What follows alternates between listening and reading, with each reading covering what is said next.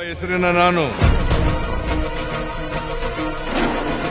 ಕರ್ನಾಟಕ ರಾಜ್ಯದ ಮುಖ್ಯಮಂತ್ರಿಯಾಗಿ ನನ್ನ ಕರ್ತವ್ಯಗಳ ಯುಕ್ತ ನಿರ್ವಹಣೆಗೆ ಅಗತ್ಯವಾಗಬಹುದಾದ ಸಂದರ್ಭದಲ್ಲದೆ ಅನ್ಯಥಾ ಯಾರೇ ವ್ಯಕ್ತಿಗೆ ಅಥವಾ ವ್ಯಕ್ತಿಗಳಿಗೆ ಪ್ರತ್ಯಕ್ಷವಾಗಿ ಅಥವಾ ಪರೋಕ್ಷವಾಗಿ ತಿಳಿಸುವುದಿಲ್ಲ ಅಥವಾ ಬಹಿರಂಗಪಡಿಸುವುದಿಲ್ಲ.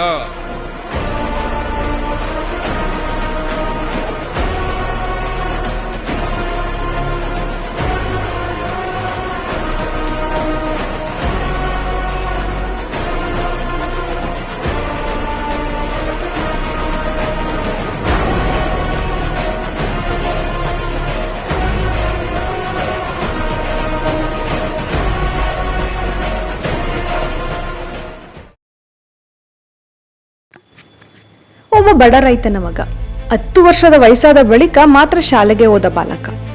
ಗ್ರಾಮದಿಂದ ಶುರುವಾದ ಬದುಕು ಇಂದು ಕರ್ನಾಟಕದ ಮುಖ್ಯಮಂತ್ರಿ ಸ್ಥಾನದವರೆಗೆ ತಲುಪಿದೆ.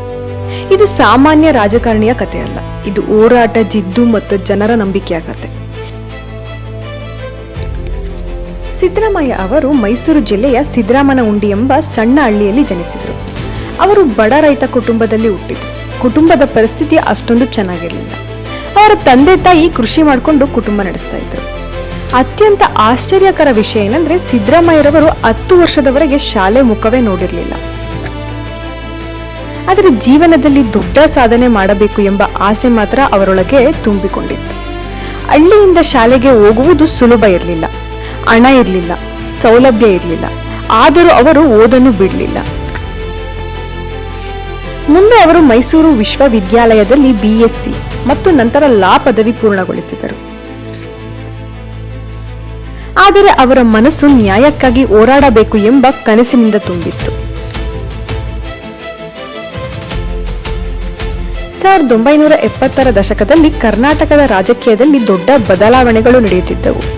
ಆ ಸಮಯದಲ್ಲಿ ಸಿದ್ದರಾಮಯ್ಯರವರು ಸಮಾಜವಾದಿ ಚಿಂತನೆಗಳಿಂದ ಪ್ರಭಾವಿತರಾದರು. ಅವರು ಮೊದಲಿಗೆ ಜನತಾ ಪಕ್ಷಕ್ಕೆ ಸೇರಿದರು. ಅವರ ಮಾತಿನ ಶೈಲಿ ತುಂಬಾ ವಿಭಿನ್ನ. ಸಾಮಾನ್ಯ ಜನರ ಸಮಸ್ಯೆಗಳನ್ನು ನೇರವಾಗಿ ಮಾತನಾಡುತ್ತಿದ್ದರು. ಬಡವರು, ಹಿಂದುಳಿದ ವರ್ಗಗಳು, ರೈತರು ಇವರ ಪರವಾಗಿ ಧೈರ್ಯವಾಗಿ ಮಾತನಾಡಿದ ಕಾರಣ ಜನರು ಅವರನ್ನು ಗಮನ ಸೆಳೆಯಲು ಆರಂಭಿಸಿದರು. 1980ರಲ್ಲಿ ಅವರು ಮೊದಲ ಬಾರಿಗೆ ವಿಧಾನಸಭೆಗೆ ಆಯ್ಕೆಗೊಂಡರು. ಆ ದಿನದಿಂದ ಅವರು ರಾಜಕೀಯ ಜೀವನವೇ ಬದಲಾಯಿತು. ಸಿದ್ದರಾಮಯ್ಯ ಅವರು ತುಂಬಾ ಶಾಂತ ನಾಯಕನಂತೆ ಕಾಣಬಹುದು. ಆದರೆ ಅವರ ರಾಜಕೀಯ ಜೀವನದಲ್ಲಿ ಅನೇಕ ಕಷ್ಟಗಳಿದ್ದವು. ಜನತಾ ದಳದಲ್ಲಿ ಇದ್ದಾಗ ಅವರು ಪ್ರಮುಖ ನಾಯಕನಾಗಿ ಬೆಳೆದರು. ನಂತರ ಅವರು ಉಪಮುಖ್ಯಮಂತ್ರಿಯಾಗಿ ಸೇವೆ ಸಲ್ಲಿಸಿದರು. ಆದರೆ ರಾಜಕೀಯದಲ್ಲಿ ಎಲ್ಲವೂ ಸರಿಯಾಗುತ್ತಿರಲಿಲ್ಲ. ಪಕ್ಷದ ಒಳಗಿನ ಭಿನ್ನಾಭಿಪ್ರಾಯಗಳು ಹೆಚ್ಚಾಗುತ್ತಾ ಬಂದವು. ಅಂತಿಮವಾಗಿ 2006ರಲ್ಲಿ ಅವರನ್ನು JDS ಪಕ್ಷದಿಂದ ಹೊರಹಾಕಲಾಯಿತು. ಇದೇ ಸಮಯದಲ್ಲಿ ಹಲವರು ಅವರ ರಾಜಕೀಯ ಜೀವನ ಮುಗಿದು ಹೋಯಿತು ಎಂದುಕೊಂಡರು. ಆದರೆ ಸಿದ್ದರಾಮಯ್ಯ ಸೋಲಲಿಲ್ಲ. ಅವರು ಕಾಂಗ್ರೆಸ್ ಪಕ್ಷಕ್ಕೆ ಸೇರಿದರು. ಅಲ್ಲಿ ಕೂಡ ಅವರು ಸಾಮಾನ್ಯ ನಾಯಕನಾಗಿ ಉಳಿಯಲಿಲ್ಲ. ಅವರು ಬೇಗನೆ ಜನರ ಮನಸ್ಸನ್ನು ಗೆದ್ದರು.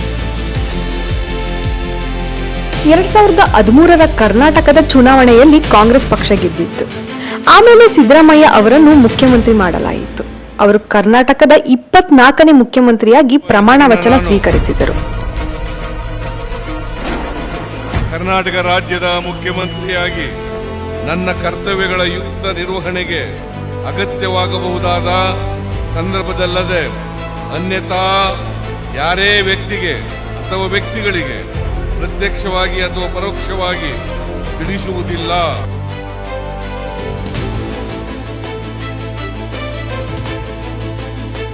ಇದು ಅವರ ಜೀವನದ ದೊಡ್ಡ ಸಾಧನೆ. ಬಡ ಕುಟುಂಬದಿಂದ ಬಂದ ವ್ಯಕ್ತಿ ಇಡೀ ರಾಜ್ಯದ ಮುಖ್ಯಮಂತ್ರಿಯಾಗಿದ್ದರು. ಇದು ಸಾವಿರಾರು ಯುವಕರಿಗೆ ಪ್ರೇರಣೆಯಾಯಿತು.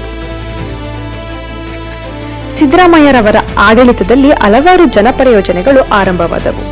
ಅವರ ಸರ್ಕಾರ ಬಡವರು ಮತ್ತು ಮಧ್ಯಮ ವರ್ಗದ ಜನರಿಗೆ ಹೆಚ್ಚು ಒತ್ತು ನೀಡಿತು.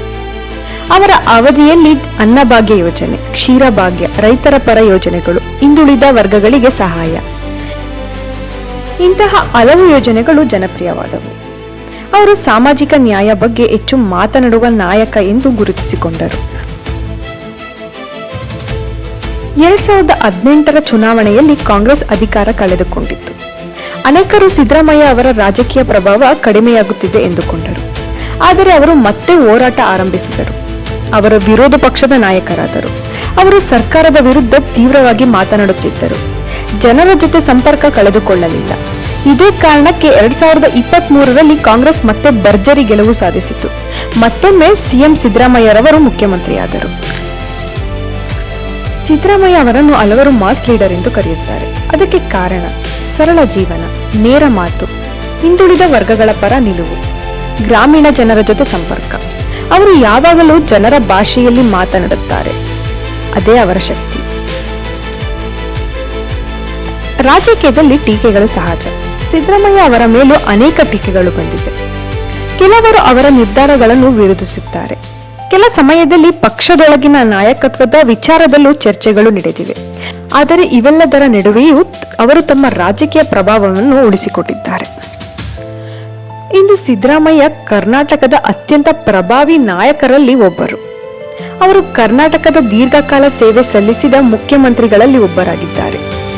ಗ್ರಾಮದ ಬಾಲಕನಿಂದ ಕರ್ನಾಟಕದ ಮುಖ್ಯಮಂತ್ರಿಯವರೆಗೂ ಬಂದ ಈ ಪ್ರಯಾಣ ನಿಜಕ್ಕೂ ಪ್ರೇರಣಾದಾಯಕವಾಗಿದೆ. ಹಣ ಇರದೇ ಇರಬಹುದು, ಸಹಾಯ ಮಾಡುವವರು ಇರದೇ ಇರಬಹುದು, ಆದರೆ ಕನಸು ಇದ್ದರೂ ಜೀವನ ಬದಲಾಯಿಸಬಹುದು. ಸಿದ್ದರಾಮಯ್ಯರವರ ಕತೆ ನಮಗೆ ಹೇಳುವುದು ಒಂದೇ: ಹೋರಾಟ ಮಾಡುವುದನ್ನು ಯಾರೂ ತಡೆಯಲು ಸಾಧ್ಯವಿಲ್ಲ.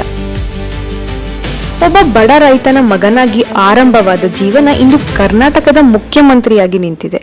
ಸಿದ್ದರಾಮಯ್ಯ ಅವರ ಕತೆ ನಮಗೆ ಹೇಳುವುದು ಒಂದೇ: ಪರಿಸ್ಥಿತಿ ಹೇಗೆ ಇದ್ದರೂ ಹೋರಾಟ ಮಾಡುವುದನ್ನು ಯಾರೂ ತಡೆಯಲು ಸಾಧ್ಯವಿಲ್ಲ.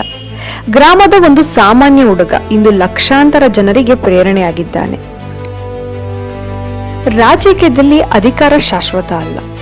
ಕುರ್ಚಿ ಇಂದು ಇರುತ್ತದೆ, ನಾಳೆ ಇರದೇ ಇರಬಹುದು. ಆದರೆ ಜನರ ಮನಸ್ಸಿನಲ್ಲಿ ಉಳಿಯುವುದು ಹೆಸರು ಮಾತ್ರ ಅಮರ.